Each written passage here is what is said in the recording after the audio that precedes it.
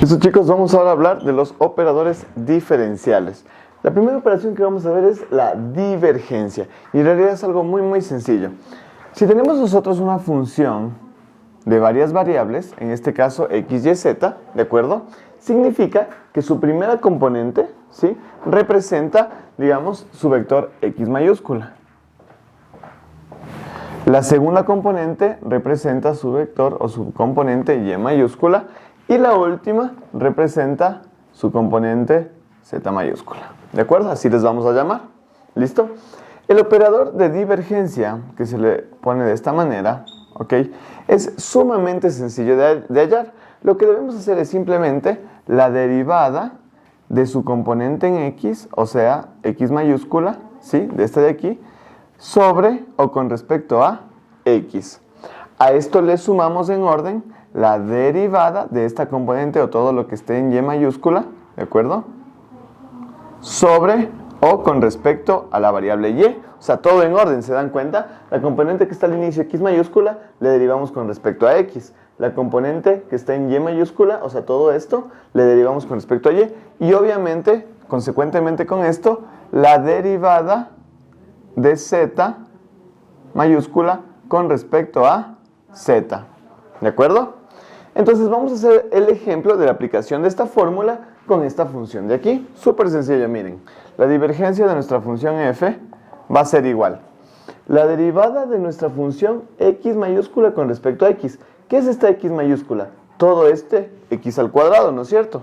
Entonces tendríamos que derivar a esa x al cuadrado con respecto a x. Más la derivada de y. ¿Pero cuál es nuestra función y? Todo esto.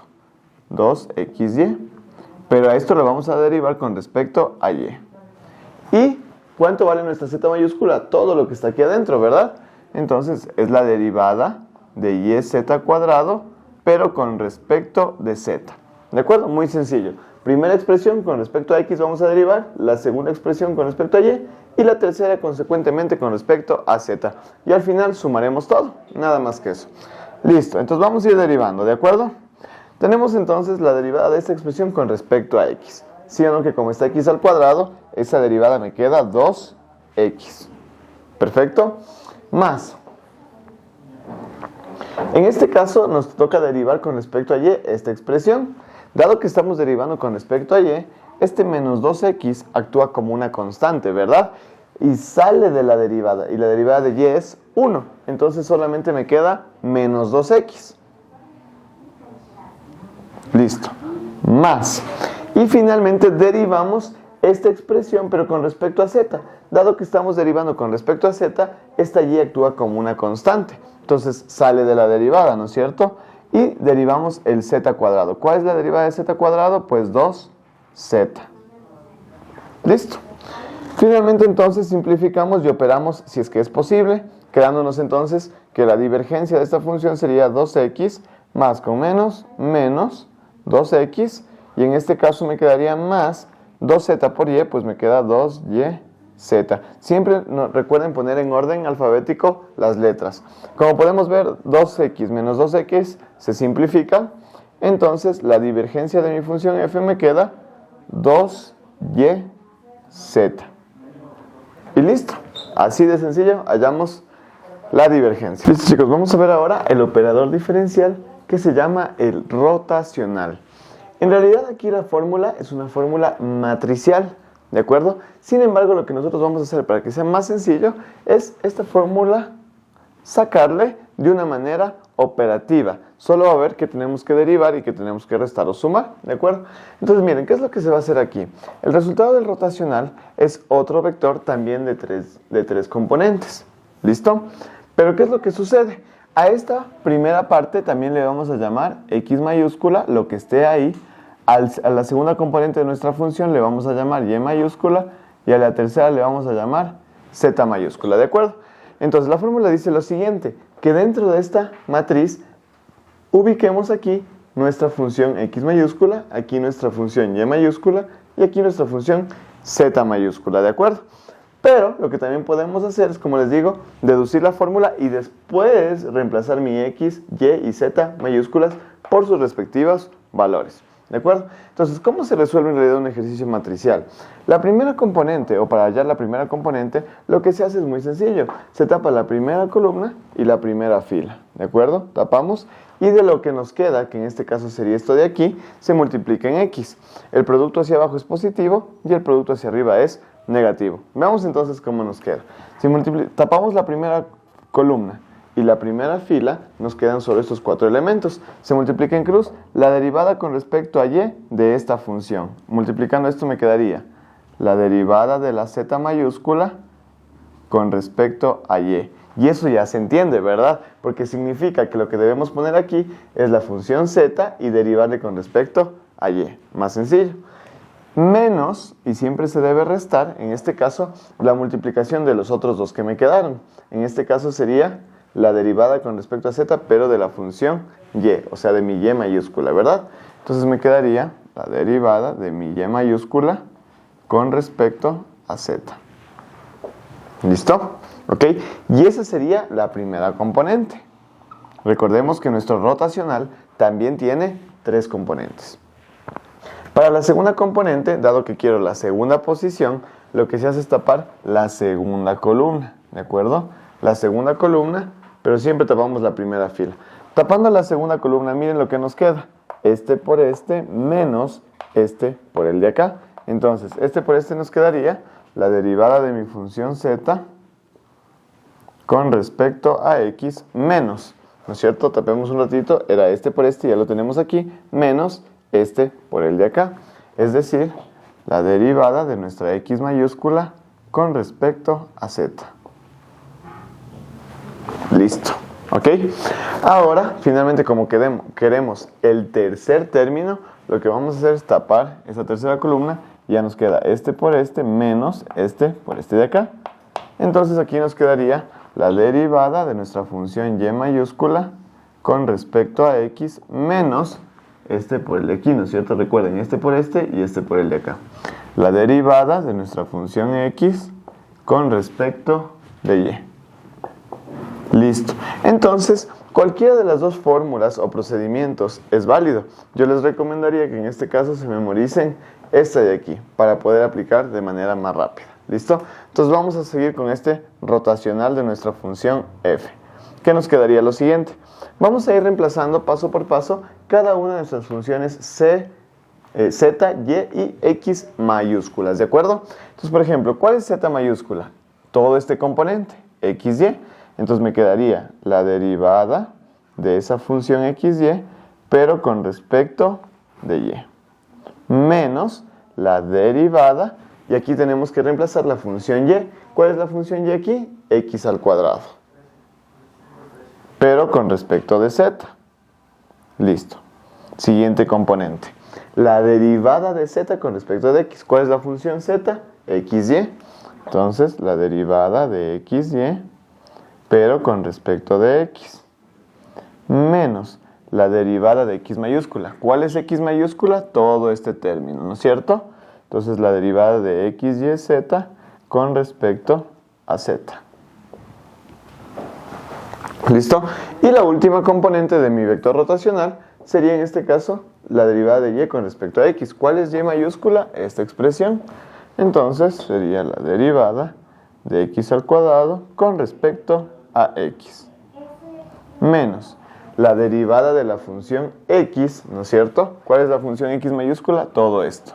Entonces la derivada de x y z con respecto a y. Y se cierra mi vector. Como pueden ver, aquí hay 3 componentes, al igual que en la función original. ¿Listo? Ahora sí vamos a hacer ya el proceso de derivación. Y me quedaría lo siguiente. Aquí estamos derivando esta función con respecto a y. Por lo tanto, x actúa como una constante y sale de la derivada. Y la derivada de y es 1. Entonces no se le escribe. Menos la derivada, en este caso, de x al cuadrado con respecto a z. ¿Qué es lo que sucede? Dado que estamos derivando con respecto a z, el x al cuadrado actúa como una constante. Y la derivada de una constante es 0. Listo. Siguiente componente. La derivada de xy con respecto a x. Entonces y actúa como una constante, sale de la derivada, ¿verdad? Y en este caso la derivada de x es 1, entonces no se le escribe porque y por 1 va a quedar y. Menos la derivada de esta expresión con respecto a z. Dado que estamos derivando con respecto a z, x y y son constantes. Entonces salen de la derivada, ¿ok? Y la derivada de z es 1, entonces no se escribe. Siguiente componente. La derivada de x al cuadrado con respecto a x. Aquí sí, como es la x, esto sí se deriva. Entonces quedaría 2x menos, y aquí nos dice la derivada de esta expresión, pero con respecto a y. Eso quiere decir que x y z actúan como unas constantes. Entonces, aquí quedaría las constantes x y y, ¿de acuerdo? Y la derivada, x y z, y la derivada de y, en este caso, es 1. Por lo tanto, no se le escribe, ¿verdad? Este menos le va a cambiar de signo, así que podemos prescindir del paréntesis y se cierra. Entonces, como podemos ver, seguimos con las tres componentes ya listas. Solamente tenemos que simplificarles. Entonces, el rotacional de mi función f quedaría x menos 0, pues me queda la x. Y menos xy no se puede operar, queda tal cual está. Y 2x menos xz tampoco se puede operar. Por lo tanto, queda tal cual está. Y hemos entonces hallado ya el vector o la función de mi vector rotacional. Vamos ahora con nuestro operador diferencial laplaciano. El laplaciano es un operador bastante sencillo de obtener. En realidad se representa de esta manera y lo que se debe hacer es simplemente sacar las derivadas, ¿sí?, de la función con respecto a x, y y z, pero dos veces, es decir, la segunda derivada.